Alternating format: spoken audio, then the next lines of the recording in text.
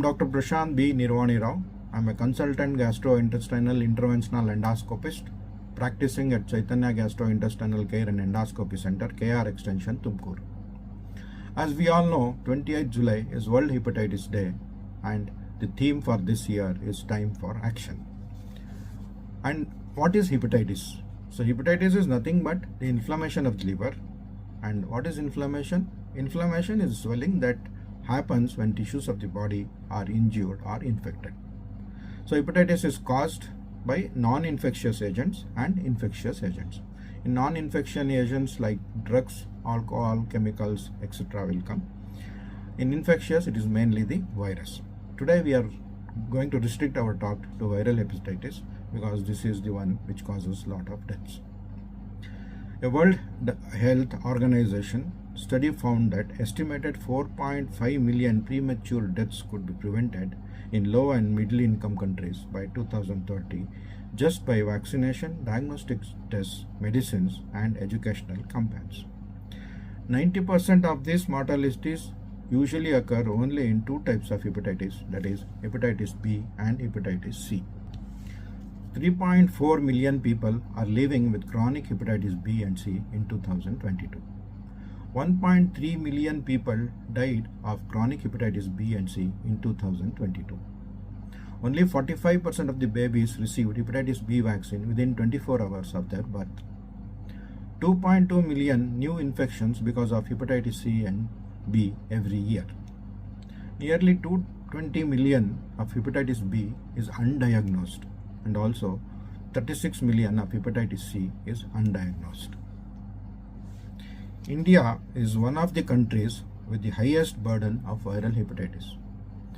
Viral hepatitis are of 5 types. They are hepatitis B, hepatitis C, hepatitis A, hepatitis D and hepatitis E. Hepatitis A is caused by hepatitis A virus, hepatitis B is caused by hepatitis B virus, hepatitis C is caused by hepatitis C virus, hepatitis D is caused by hepatitis D virus and hepatitis E is caused by E virus.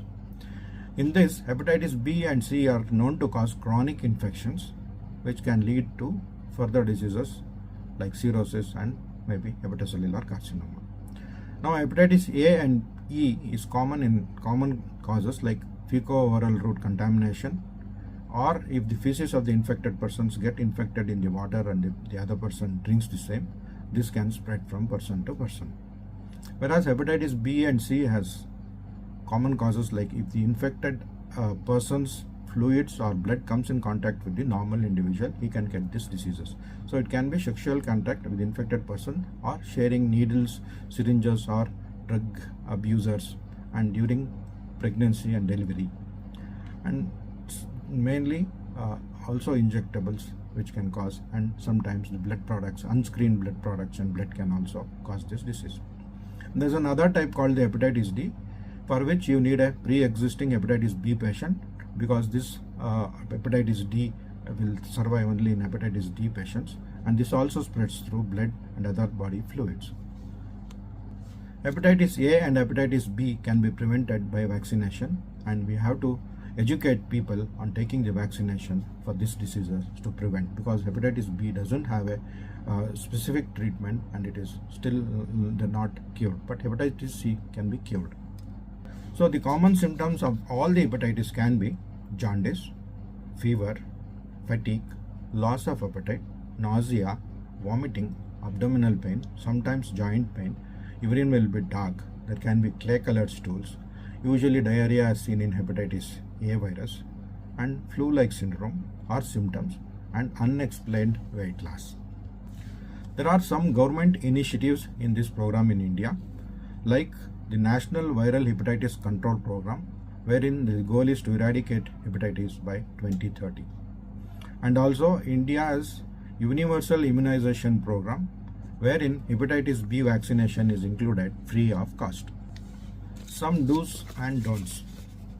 Take sufficient rest, eat a well-balanced diet as per doctor's advice, drink plenty of water, at least 6 to 8 glasses of water a day, avoid tobacco and drugs, wash your hands properly every time you go to sanitary and also after coming back from toilet.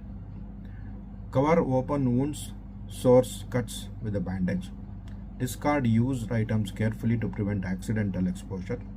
Get vaccinated.